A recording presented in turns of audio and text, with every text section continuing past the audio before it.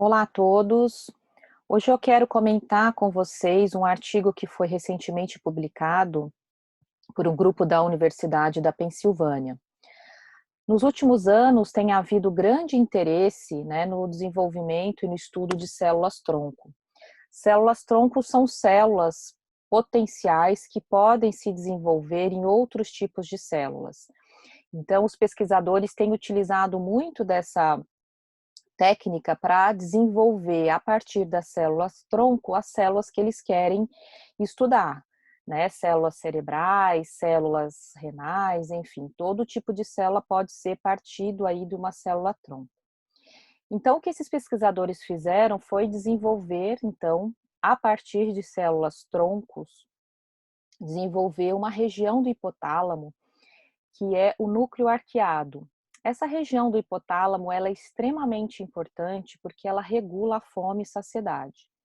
Então, existe grande interesse em se entender o que acontece no cérebro de pessoas com a síndrome de Prader-Willi em comparação com o cérebro de uma pessoa atípica. E esse artigo, esse estudo, ele consegue mostrar algumas diferenças. E isso é extremamente importante, principalmente porque quanto mais nós sabemos as diferenças, onde estão os problemas, mais terapias e medicações podem ser desenvolvidas, pensando, especificamente nesses problemas a serem resolvidos. Então, esses pesquisadores, eles fizeram, a partir de células-tronco, mini-cérebros de pessoas, que correspondem a pessoas típicas, e mini-cérebros de pessoas que correspondem à síndrome de Prader-Willi. Então, eles fizeram, esses mini cérebros em laboratório, e aqui está mostrando a evolução, o crescimento dessas células, aqui está tudo in vitro. Então, notem aqui que no dia 15 essa célula tem um certo tamanho, e à medida que vai passando o tempo, ela vai crescendo, e além de crescer, existe uma diferenciação celular que vai dando cada vez mais capacidade da célula exercer a sua função, a função para que ela foi feita. Então, especificamente aqui falando do núcleo arqueado, são células responsáveis pela regulação da fome e saciedade. Então, esses pesquisadores acompanharam 70 dias o crescimento dessas células que correspondem à síndrome de Prader-Willi e a pessoas típicas, e foram vendo o que tinha de diferente. Então, esse artigo ele destaca 3 pontos principais de diferenças, e a primeira delas é que o crescimento, ou seja, a diferenciação, ela é muito mais lenta nas pessoas com a síndrome de Prader-Willi. Então, isso pode significar que a função também esteja comprometida à medida que a célula ela não se diferencia no momento adequado. Um outro ponto bastante interessante é que eles notaram que essas células respondem menos a um hormônio que chama leptina. A leptina é um hormônio que é produzido no tecido adiposo e que sinaliza o organismo quanto que já está suficiente, de tecido adiposo, e se a pessoa deve continuar comendo ou não. Então, a leptina é um grande sinalizador de saciedade. O que eles notaram é que para esses mini cérebros, de pessoas com a síndrome de Prader-Willi, a resposta à leptina foi menor do que das pessoas típicas.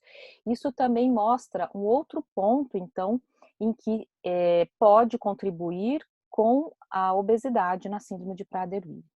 E um terceiro ponto, eu diria bastante interessante também, é que à medida que eles notaram que essas células foram crescendo e se desenvolvendo, existiu nas células, nos cérebros de pessoas com a síndrome de Prader-Willi, um processo inflamatório da micróglia.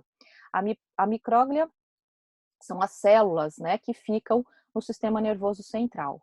Então, ou seja, esse processo inflamatório, muito provavelmente, também contribuiu para uma pior função dessa célula.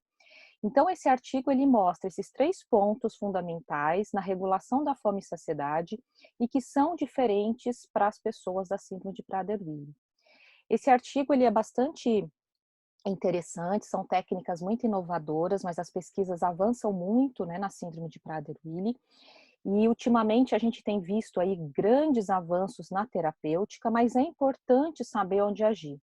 Então, esse é um dos artigos que possivelmente vai contribuir sim futuramente para o desenvolvimento de drogas, pensando, né, de medicamentos, pensando especificamente nesses 3 pontos chaves que eles notaram diferenças na síndrome de Prader-Willi.